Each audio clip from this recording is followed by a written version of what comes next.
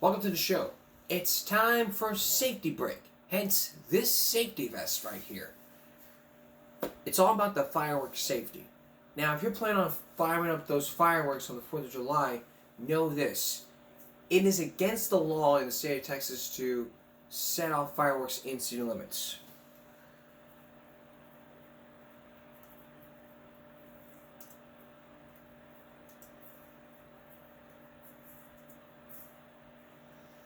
A lot of states have the no fireworks in city limits law. Texas is one of them.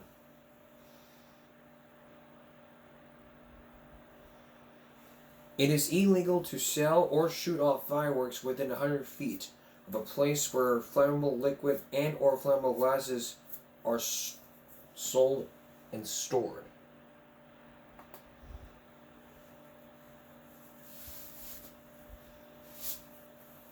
While state law in Texas permits processing and using fireworks, it is important to note that where and when a person can possess them is highly regulated. There are state laws that limit the use and display of fireworks, but I don't know what the word is, regulated by the city ordinance.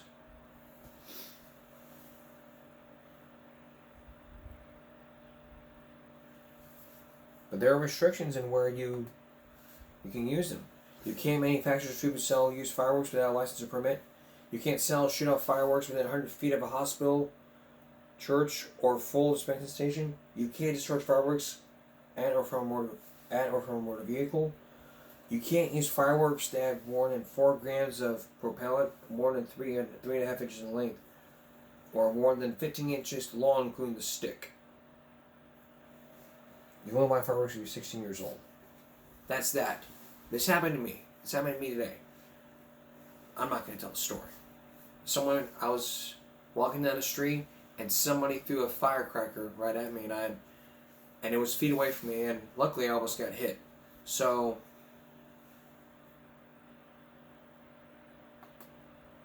safety common sense alert.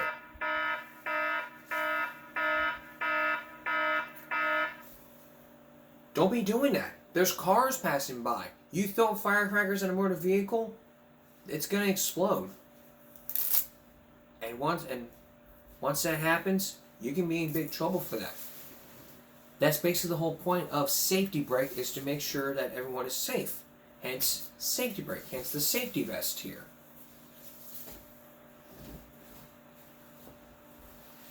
That's all you gotta know about the 4th of July here.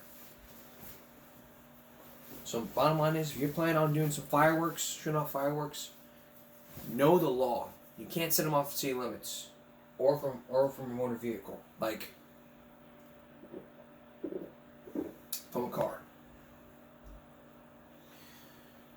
All right. There's an issue that's happening here in Florida, where they're copying off us Texans. Take a look. A major change that's gotten a lot of publicity has to do with our state's gun laws. Legal gun owners will now be able, starting tomorrow, to carry their weapons concealed without a permit or any training required.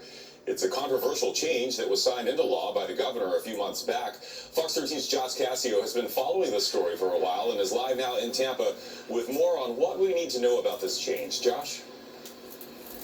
You know, Chris, there could be a lot of first-time carriers out there once this law goes into effect starting tomorrow. Firearms experts agree if you're going to be carrying, especially first-timers, go get training. Otherwise, you could be in for a world of trouble. If come July 1st you're going to carry a concealed weapon in Florida for the first time and plan to forego any training, listen up. People who think they can carry a gun without training deserve what they're going to get, which is put into a cage or a hole in their body they weren't born with. That's firearms instructor Ryan G. Thomas. He says when it comes to gun safety, many people think they know what they're doing, but in reality, he says, they should think twice. The truth is you're unconsciously incompetent.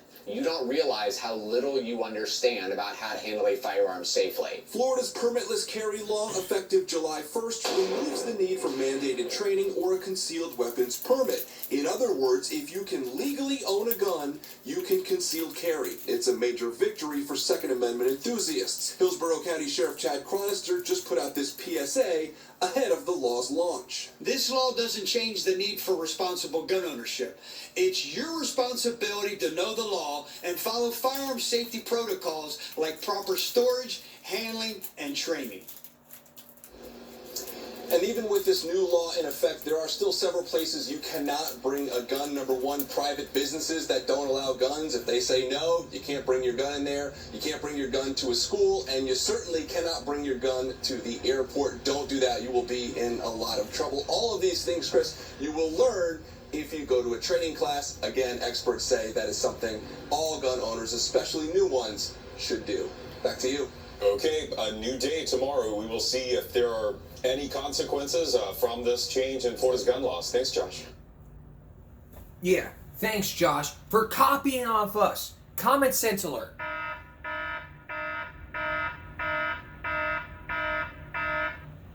When we come back, stay with us.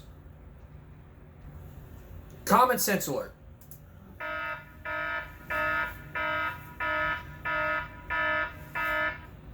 You're copying off us, Florida. You're copying off us. We've had Uvalde, and now you want to go in and start plagiarizing us?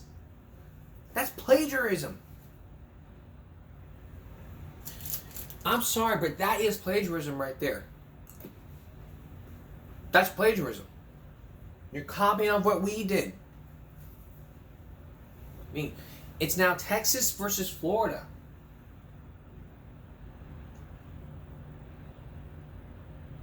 Don't copy off us. That's just plain wrong.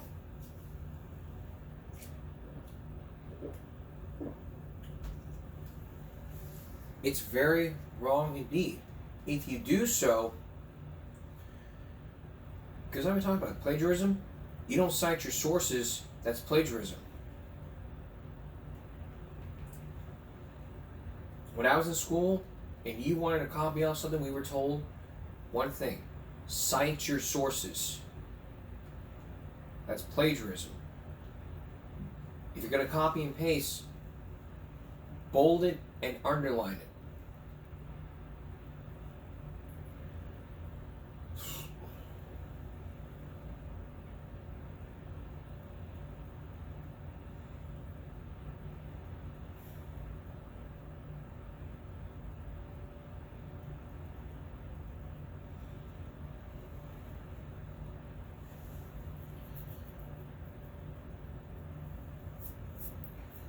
Okay, moving on now.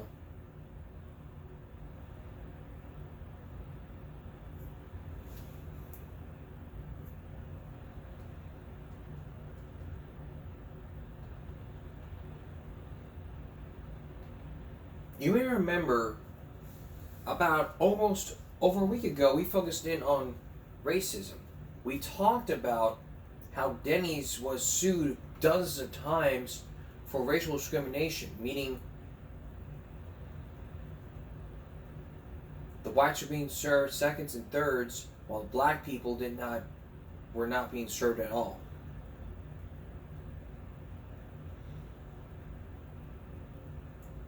Now, at that time, there was a primetime live video that we saw, a portion of it.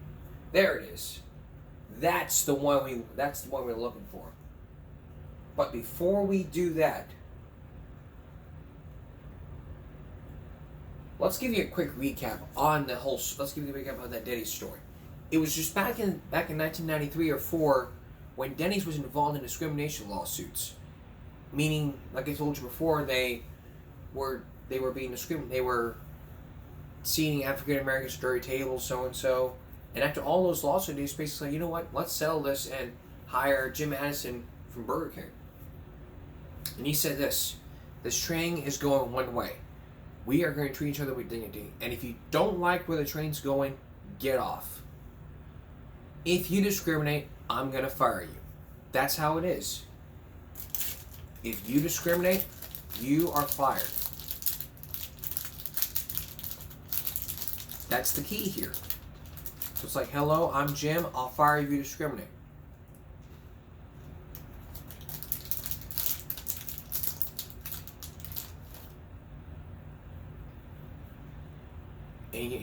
And managers and employees have to go to do sensitivity training in order to continue to work there.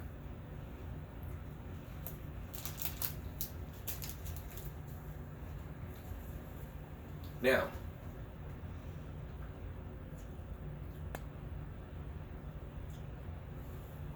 I said before, we don't bring racism into the show, but because of all everything that's going on, I decided to bring racism into this.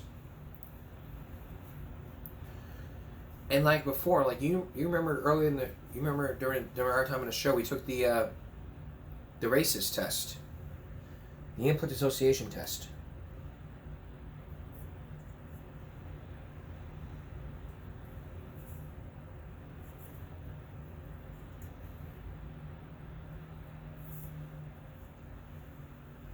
The input association test is a test to determine whether you're prejudiced or racist.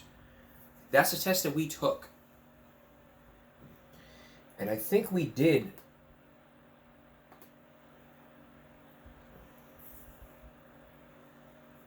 And I believe we did talk about the test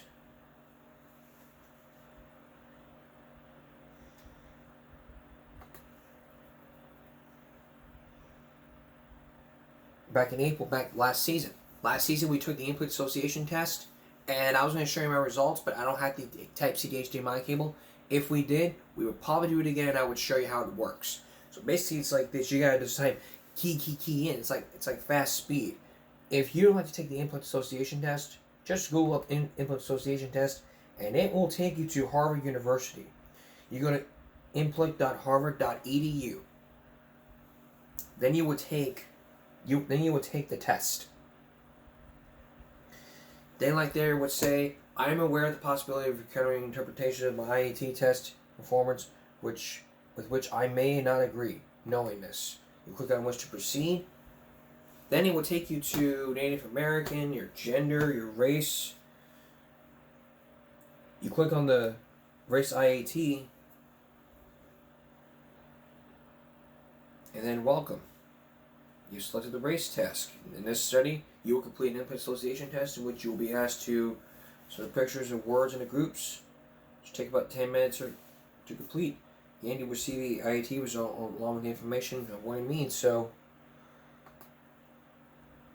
example of this, first you have to put in your birth month and year.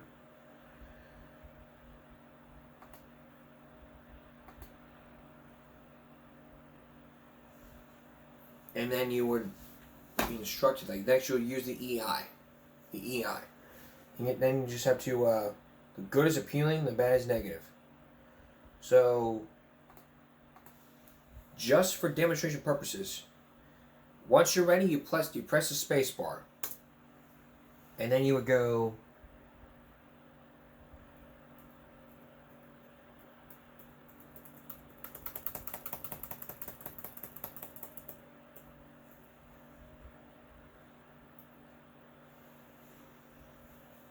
then it would, and like that. So then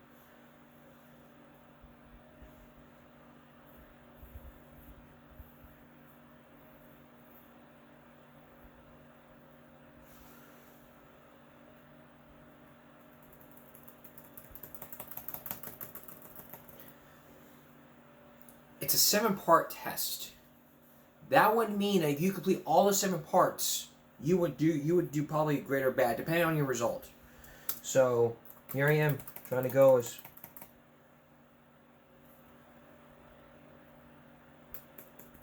like you're going as fast as you can here so you can complete the 10 minutes.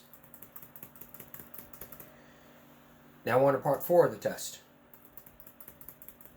And you're hearing the keys that I know you would see it on here, but I don't have the Type-C to HDMI kit. But if I did, we do this differently.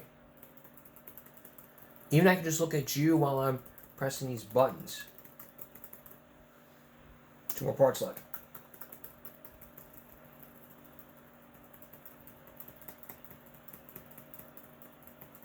And if you make a mistake, a red X will appear, and yeah, press to continue. Alright, we're at 6 now.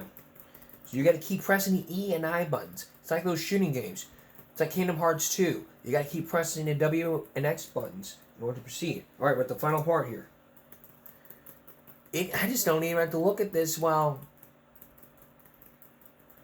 I'm talking to y'all. I just look at y'all while I'm talking and then doing this while I'm talking to y'all. I mean, I'm the king of eating while working here. Alright, you go on, then you can go on to your next task.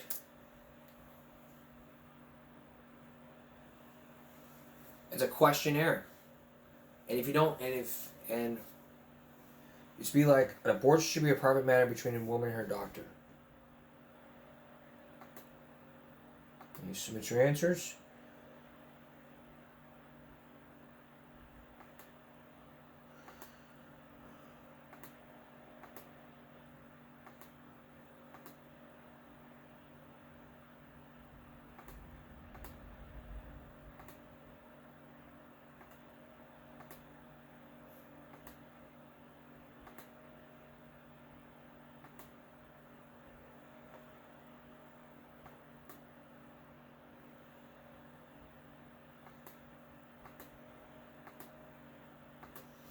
Now, once you've done that, you can just and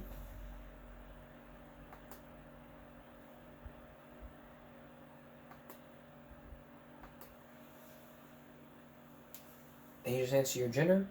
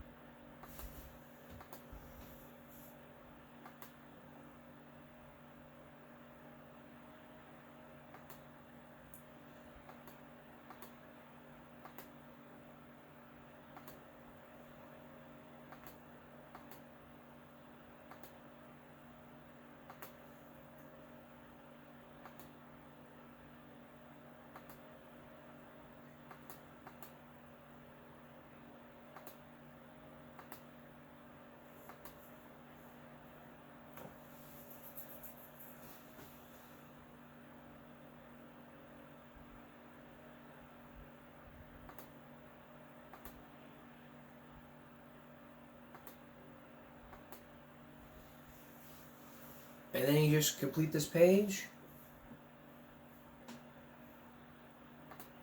And sorry for being too silent here.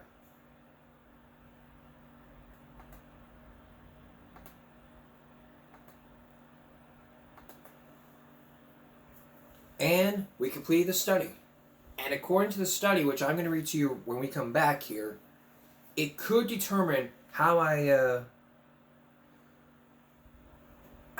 strong or how much I hate, depending on the race. So we'll read you the results when we come back, and then we're going to play the Diane Sawyer report to help out racial bias. To help end racial bias, I'm sorry. Stay with us. We'll be right back.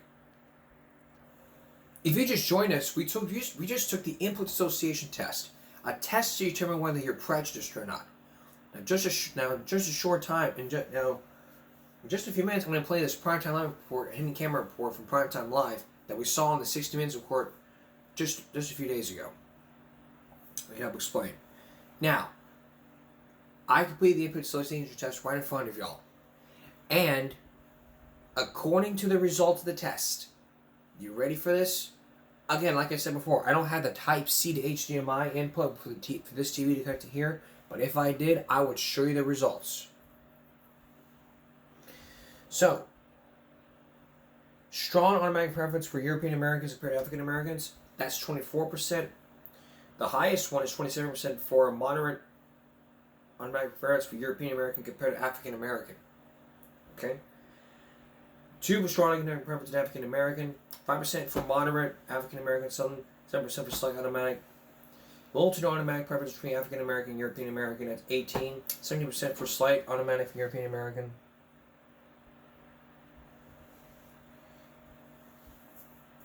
And then after that, you just submit your questions. Like, you just answer these questions like, what brought you to this website? So it's a mentioned new study, so and so.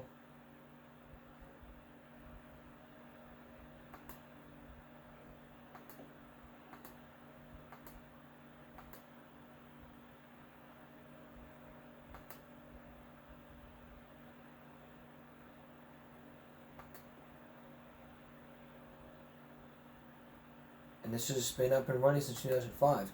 So you can donate to the project input, which you can do so, like five to $75, and it'll help. So they can take another test, so and so, blah blah blah, or you can take another test. Like they got gender, course, weapons, Asian, Native, religion, Jewish, Hispanic, skin tone, so and so, blah blah blah, race test, so and so.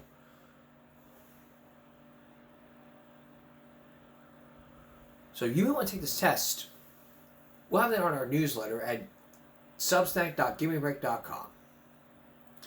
Return now to racial bias. Now, if you remember a few days ago, a week ago, we showed you a 60 Minutes report about Denny's being sued for racial discrimination, being fired because of their employees being racist to customers. That's racial discrimination. That's discrimination right there. What if you realized you had to go to a job, and you realized and you couldn't do it because you were black? Well, in this 1991 Department of Investigation, it'll show how racial bias comes into play with numerous interactions when two friends with virtually the same Big Ten college educational background both go shopping and house hunting. The African American man is constantly ignored and talked down by store clerks, car salesmen, while his white counterpart is greeted and glad-handed at the same department stores and dealerships. This was from this September 1991. So what can we learn from this report? Here's Diane Sawyer.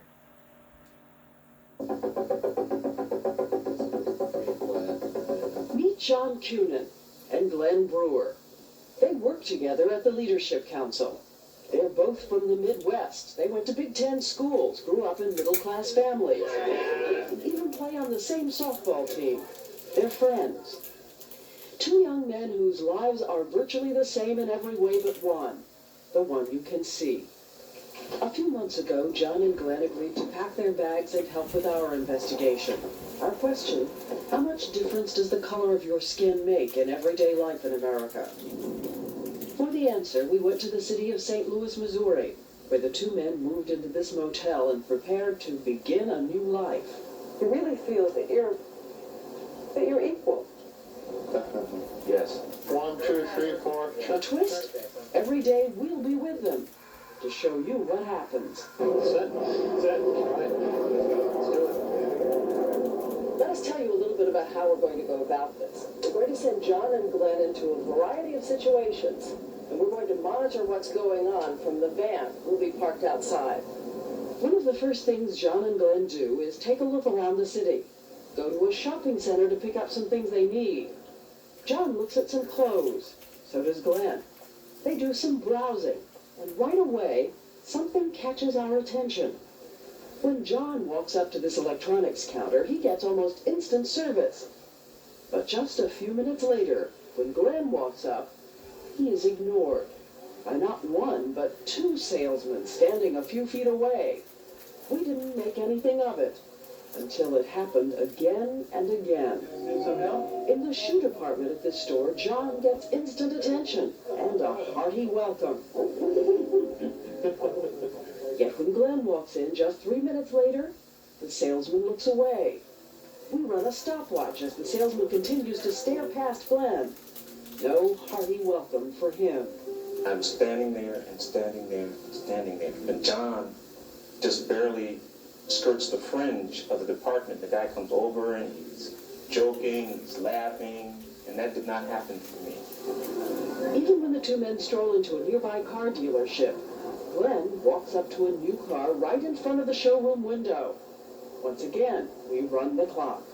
I walked around the car, kicked the tires, looked under the rear at the muffler. It seemed an enormous amount of time to me to stand there and wait for me to spend my money. And you're clear that they knew you were there? Yes, there was a black salesman who looked at me and then looked away. A black salesman. The same salesman who was there in an instant, the moment John set foot on the lot. We can work it out for you. What I have to do to argue this? Shiny shoes. What about that salesman? Julianne Malveaux and Clifford Alexander both study the social and economic consequences of race in America. She's an economist at Berkeley. He's a consultant and former Secretary of the Army. His life lesson is the same life lesson that the white salesman got, that this is a group of people that for some reason I should deal with differently, despite the fact that I might make some money from them. That different treatment became apparent in another way when our two testers went to a record store. John browses quietly, so does Glenn. That's him in the background. But now, watch the salesman approaching from the left. He stops next to Glenn. He's not offering to help him, he's tailing him. I moved, he moved. And I think after about the second or third time when that happened, it suddenly dawned on me. He is there strictly to follow me around. I was surprised to see him trailing Glenn in the shop because he wasn't trailing me. This salesman who followed Glenn around in that store. A man like that would say to you, this is not racist behavior. Black people commit more crime as a percentage of population. That's why I followed him. Do you think that all 32 million black people should be judged by some statistic about crime in this society? No, but the Okay, question that's is, it. what That's it. kind of blame do we put on I this rest my case. I rest my case. It isn't a question of blaming the white person following. It's a question of understanding why he follows. If this man had behaved suspiciously, if he had picked up something, put it down, perhaps put it toward his pocket, that would be one thing. He was browsing. Nearly every day or night, someone treated Glenn like an outsider. For instance, one day, we locked the two men out of their cars, 40 feet away from each other. Glenn struggles all alone to get into his car. John, on the other hand, has a small crowd of passers-by, offering information and help.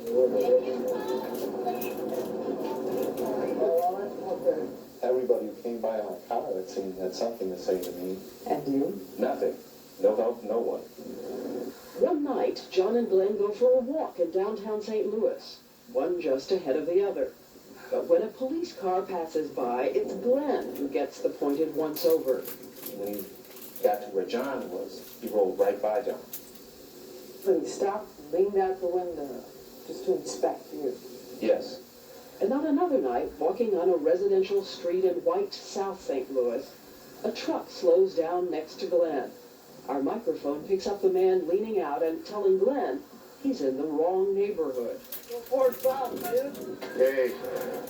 The implication there was we were not where we were supposed to be. Which is in the north part of St. Louis, as far as he was concerned. Yes. So you're constantly doing this calculus of what am I going to do about it? Am I going to tell him to shove it? Am I just going to walk on by? Do I have the time, the energy? What is the cumulative effect of it? How bad is this day in and day out? It's the karma kind of racism that if you accuse someone of it, they would say, but gee, that's not cross-burning, and yet it still grinds its being really small. Every day, John and Glenn keep diaries, and the grinding is clear when we stop to ask about those impressions.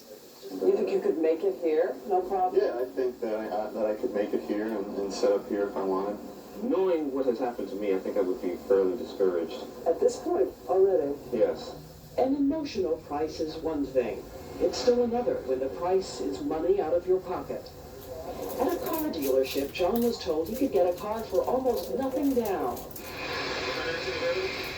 Glenn's told he'll need at least $2,000 down. Was it just a fluke? They try a second lot. They decide to ask about the same red convertible with the same salesman. First, how much of a down payment will be needed? What do they usually ask down? Anywhere from 10 to 20%. It just depends, sure. Well, normally the banks want anywhere from 20 to 25%. So you're looking at a couple grand there. Already, John's advantage is as much as $1,000. And what about the price of the car? You could probably pick it up for somewhere around the 9 range. 9? I mean, if I could get you in the car for, say, 95 even, think you'd be interested. Once again, a big difference. Since we heard all this from the van, we decided to get out and see if we could get some answers. The manager met us first. What do we got today? Can we talk to John about it? And then that salesman appeared, and we asked him why John and Glenn were quoted different figures. Well, they're all different. They're just depends. Two guys come in looking at the same car. What's the difference?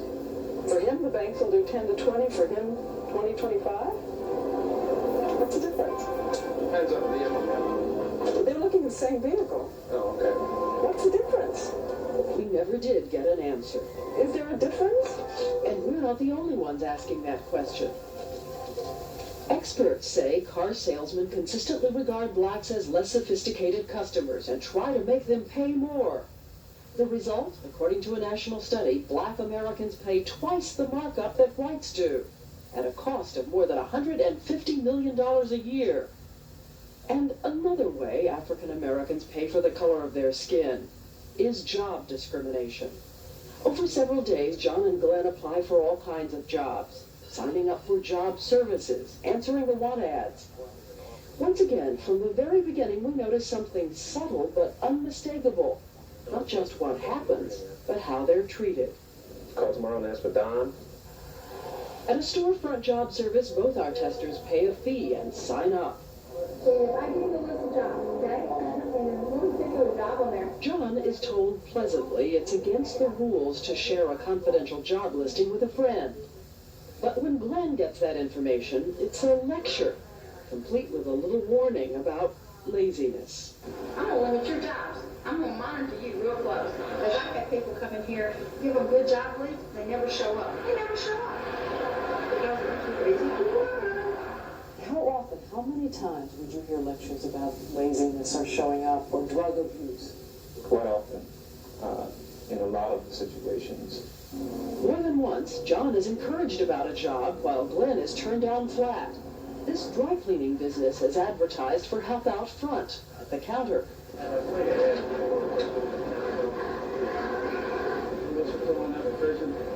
positions are taken. Positions taken. Positions available? As far as I know, yes. Since John and Glenn have dealt with different people, we asked them each to go back a few days later to see if the same thing happens. It does. Glenn is told. I really don't know anything about it. John is told. Yeah, they're still interviewing people. Yeah. These are life-threatening situations. When you talk about a person's work, that's life-threatening to them. That's what they do. At this point, there's only one more area to explore. John and Glenn need to find someplace to live. Right off, we start hearing something different. The Catholic Church The building manager gives John a relaxed description of the area. So you were being kind of welcomed to the neighborhood. Yeah. Whereas I felt like I would be in boot camp, and he was the drill instructor. I'm strict and tough. We're right up to good force. He also made reference to the fact that he wanted to keep his building clean because it was not a ghetto. There were other building managers who seemed perfectly cordial and businesslike. What's included? All of this gas and electric? Glenn left satisfied he had the same chance as anyone else at getting this apartment. But 5 minutes later, John arrived. Listen. Pretty good neighborhood? Yeah? Really?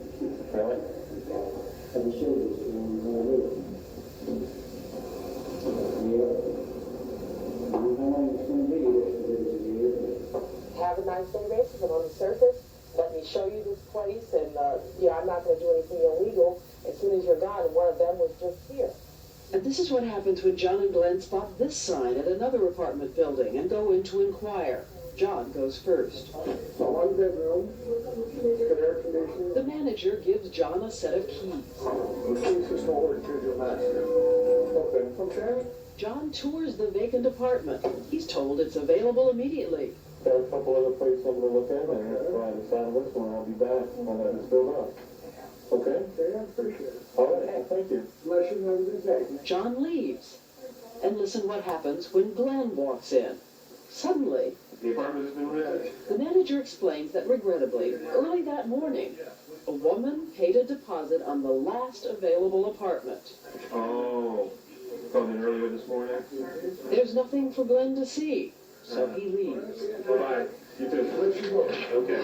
Once again, we decide to go in search of an explanation. May we ask you a couple of questions? These two gentlemen came in, and when this one came in, you gave him keys to an apartment, one bedroom with air conditioning. But when this gentleman came in 10 minutes later, you said there was no apartment available. No, I told this gentleman I had a call from the apartment. But we pointed out what he had said. He had told Glenn the apartment had been rented by a woman that morning. Yet he showed John the apartment in the afternoon. Oh, ma'am, I'm not prejudiced. I got Mexican, I got Jewish, my God. How many black people in this apartment? There's none. At this point, the building owner appears, trying to throw us out. I'm asking you to move your camera, okay? Out of the apartment or across the street to you, okay? We have never discriminated, as long as they don't have 4 or 5 kids, that we do not have any empty, so out. Later, Glenn remembered the manager's parting words. He said, bless you both. And that infuriated me. How dare you wish blessings on me after you have just insulted me, after you have just told me that I can't live here because of the color of my skin. We will have moves to step forward when white people feel as angry and as animated and as outraged about this as we do. I mean, we're not surprised, but whenever this is confronted, I'm confronted with this, I'm angry. You're sitting in a democracy and you want to say, Jane or Johnny, you can go all the way. This is open. This is America. But you know what just happened to you in the store. And you know that that's America too. In quite a few ways, yes, it has been rough. After 2.5 weeks, our investigation is over. And even these two professional discrimination testers say this was an experience that opened their eyes. I didn't realize the big differences in all these situations, and I couldn't really believe it, that it was happening. You walk down with a suit and tie, and it doesn't matter. You carry yourself in a very respectful manner. It doesn't matter. Someone will make determinations about you, determinations that affect the quality of your life. And the only basis is one thing that will not change about you. I'm not going to take off black skin. I'm going to be black forever. A footnote. We chose St. Louis for this report, but we think it could have been any city, and the National Studies on Discrimination bear this out. That's why our experts, Malveaux and Alexander, both wanted to emphasize that they think if things are going to change for black Americans, it will only be when national leaders in business and politics say, this can't go on, it's just not fair. And finally, after we completed our interviews with John and Glenn here in New York, we couldn't resist just one more test. We taped the two of them just a few blocks from our studio as they each tried to catch a New York cab to head home. Watch as the first cab sails straight past Glenn to pick up John. I gotta go to LaGuardia.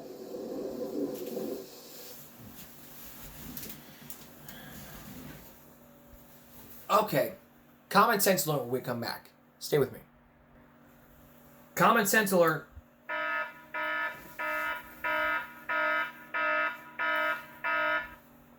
The moral of this investigation is we all need to be, all blacks and whites need to be treated equally.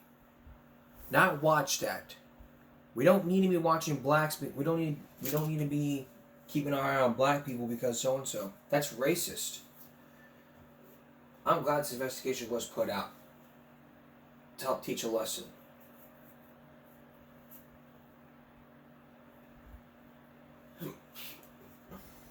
And it did. We could all use a push, but when it comes to shove, we don't need this. And we never will. Alright, there's now a new host for Wheel of Fortune. It's not Tom Bergeron, but it's American Idol's Ryan Seacrest. He's taken over as the new host of Wheel of Fortune. As you remember, we talked about after 40 years, Pat Sajak is leaving. And Ryan Seacrest is taking over. Take a look. Wilkins, ABC News entertainment reporter Jason Nathanson, and senior entertainment reporter at ESPN's Anscape, Kelly Carter, join me now for more on this. Jason, let's start with you. Why Ryan, and why announce this so far in advance before Pat's retirement? Well, I think the goal for Ryan Seacrest is to host everything in the world, just take over, because he's hosted That tracks. pretty much all there is. I think he even hosted his own birth. I mean, he was born to host things.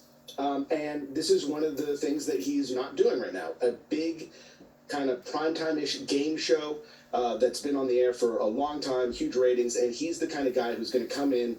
They know what they're getting with him. There are no skeletons in the closet. He's been vetted for, on so many different shows for so long now. He's been doing this for so long. They know what they're going to get with him, and there are no surprises. And that is something that I think they wanted after the kind of Jeopardy fiasco that happened a couple of years ago. We'll talk about Ryan Seacrest hosting everything. Some people might have thought, but not a game show. But actually, as we just heard from Lara, he did once host a game show. Yeah, so this was back in 1997. It was a short-lived syndicated game show. It was internet-themed. It was called Click. But he was 23 year old when he was hosting this on national television. It was produced by Merv Griffin.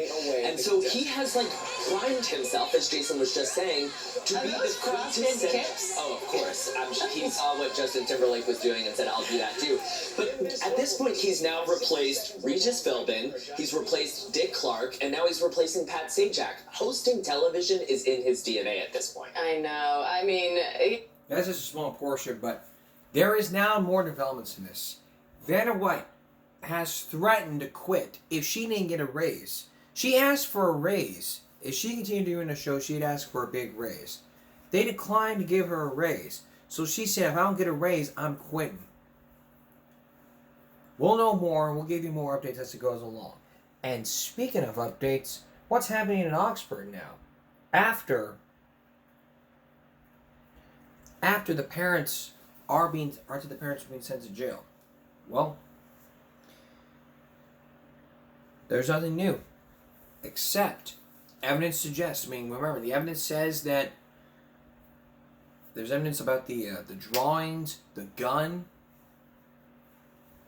Remember, the bond still set at $500,000, but they want their cases dropped because they're not bad parents. According to the state, they are. So,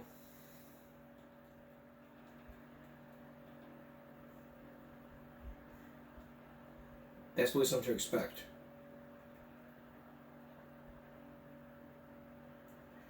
Now, earlier we talked about firecrackers, but the smallest firecrackers can do the damage to the hands. How so? Well, you're about to see something that you may not want to see. Watch. Well, Independence Day might not be until Tuesday, but many are already starting the celebrations. And while the holiday can be fun, it can also be full of injuries, and doctors are expected to be busy. Our Bill Churchwell visited one emergency room to see what kind of injuries they typically see. It might seem extreme, but consider these images if you plan on celebrating the 4th of July with a bang. The Consumer Product Safety Commission setting up the demonstration of just how quickly something can go from bad to worse when improperly handling fireworks. Statistics show people using firecrackers alone resulted in 1,300 injuries last year. And when it comes to sparklers, Dr. Byron Connor says they're a lot more dangerous than people might think. People don't realize that even a sparkler gets to about 2,000 degrees. We met with Dr. Connor at TLC Complete Care on South Staples. He says an ER waiting room can quickly fill up on holidays like the 4th of July. Burns account for about 35% of firework injuries. The other injury, of course, is the actual blast itself. For little kids, it can do some damage to their fingers, even to the point of losing a finger. In fact, hands and fingers make up the largest majority of injuries, followed by the head, face, then eyes. Dr. Connor stresses it's important to know when to seek medical care. Just simply red, that's usually a first-degree burn. Sometimes second-degree burns need to be evaluated. That's where a blister forms. If you lose a finger, he says there is no need to grab the ice. The reason? Because too cold of a temperature can damage the tissue, so we just recommend cool paper towels that are moist. Surprisingly or not, the common age group seeking treatment from firework injuries, those between between 20 and 25. Fire Marshal Randy Page with CCFD says it has to do with folks who might have had one too many beers while celebrating. You know, you don't want to be drinking while you're out there doing this. You don't want to let your little kids handling fireworks. You never want to try to relight fireworks. He says it's important to make sure fireworks are used under close adult supervision. Other safety tips: never hold lighted fireworks in your hands. Never light them indoors. Never point or throw fireworks at another person. Bill Churchwell, 3 News. And if you don't follow these tips, you could be hurt, and you may have a choice of sending the person who threw that damn firecracker at you to jail for what you did. Now they may say to you, "Oh, I'm sorry. I'm very sorry. I won't ever do it again." Well, boo. Well, boo fucking who to you? Common sense alert.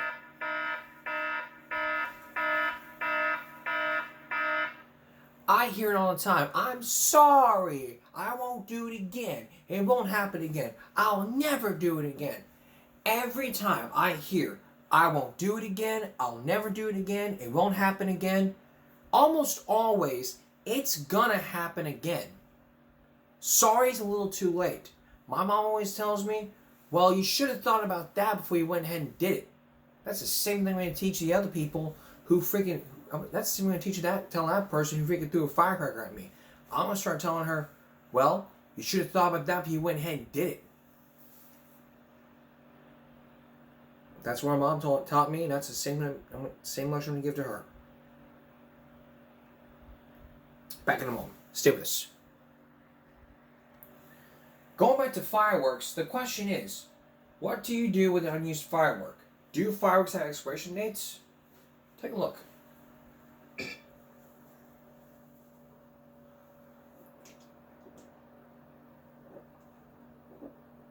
Fireworks show to be lit this year. You may be relying on some old ones somewhere in the garage or in your storage. However, are they still safe to use? It's a good question. Reporter Ariane Till with our Verified team explores possible expiration dates.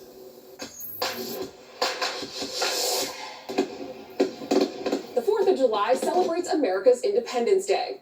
According to the National Retail Federation, 42% of Americans plan to watch fireworks or some kind of community celebration. Others may put on their own show. While fireworks aren't legal to purchase in every state, the American Pyrotechnics Association says consumers in the U.S. bought 436 million pounds of fireworks in 2022. But what happens to fireworks you buy but don't use? Let's verify. Do fireworks expire? Our sources are the Library of Congress, Julie L. Heckman, Executive Director of the American Pyrotechnics Association, and 3 fireworks retailers. According to the Library of Congress, black powder is what makes fireworks, and our sources say black powder doesn't expire. But when it's exposed to water, it does become ineffective. Julie L. Heckman with the American Pyrotechnics Association says fireworks packaging can degrade over time, which can expose the black powder inside to water. To keep your fireworks safe and sparkling bright for as long as possible, Heckman says they need to be stored properly in a cool, dry place, like a plastic container or a plastic garbage bag. Retailers Uncle Sam's Fireworks and Dynamite Fireworks agree. Dynamite Fireworks says they will last for years when stored properly. So we can verify that fireworks don't expire, but they do lose their spark when exposed to moisture. If you want to toss out some old fireworks, our sources say the safest choice is to let the fireworks sit in a bucket of water for a day so they don't accidentally ignite in the trash. With your Verify, I'm Ariane Till. And that's something we can verify. We'll be right back. Stay with us. Here's a science question for you. What happens if you put Mentos in Coke, Pepsi, or your favorite type of soda? What's going to happen? Well, the good answer is it's going to create like a volcano. And there are a lot of viral videos that can explain this. That will explain a lot. And these are all just shorts. So let's take a look at this one from Jeffrey Bill with 2.9 million views. Don't will explode the highest. Like in the next 3 seconds if you think Pepsi's gonna win. But subscribe in the next 3 seconds if you think Coke is gonna win. First to 3 is a champion. 1 Mentos. And the Coke takes an early lead, so we're jumping to 5 Mentos. And Pepsi ties it up. And it's time for 10 Mentos. Coke wins round 3, so we're going on to 30 Mentos. 3, 2, 1. Coke wins and Soda will explode the... Alright, here is the second one. In 3, 2, 1, go quick. Go quick, Cam. Quick, quick, quick, quick, quick. Oh! Shake it up. Perfect.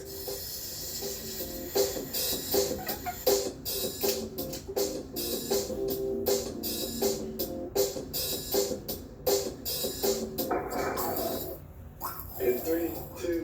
I guess that didn't work. This experiment has got 373 million views.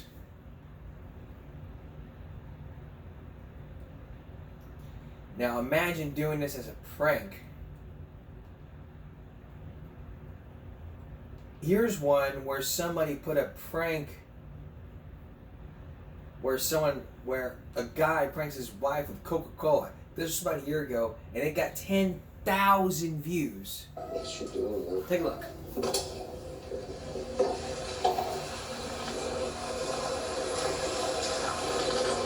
Oh.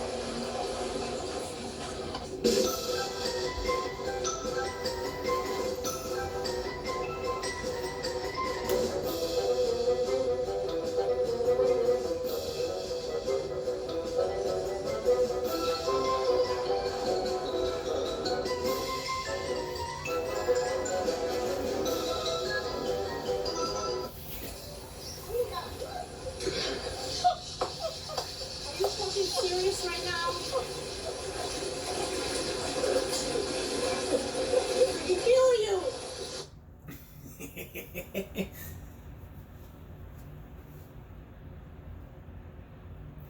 Here's one from 2 weeks ago. 213,000 views. You sure you're going back? Taking the closet? Yeah, I got it. Organize it. Alright.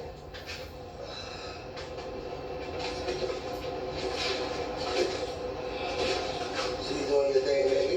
Yeah.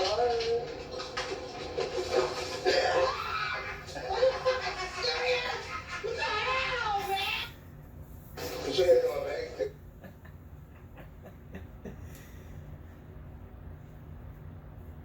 Here's one 2 years ago. 145,000 views.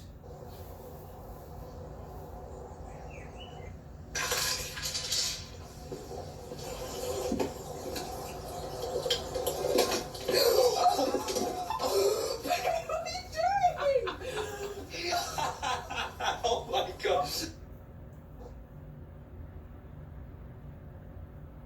Here's another one from last year.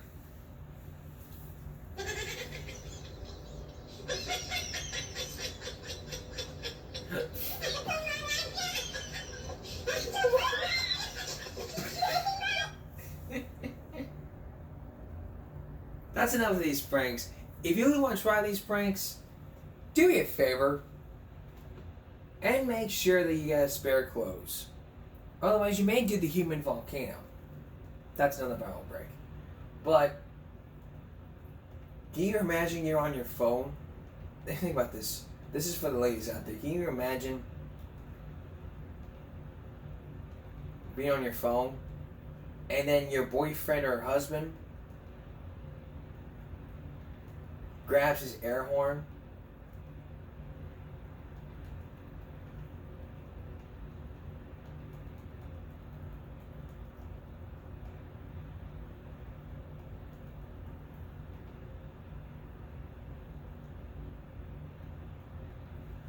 gets his air horn and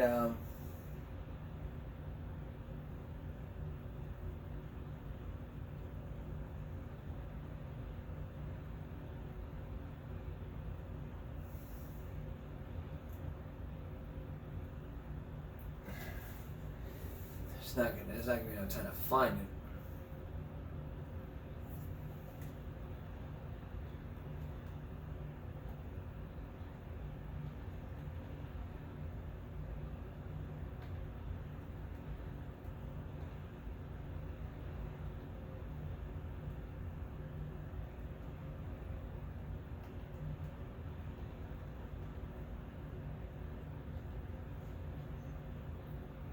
There we go.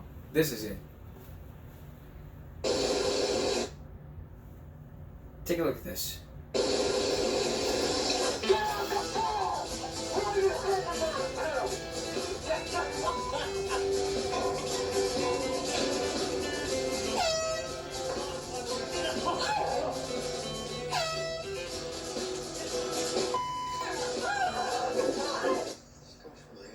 Hey, look, I love Starbucks.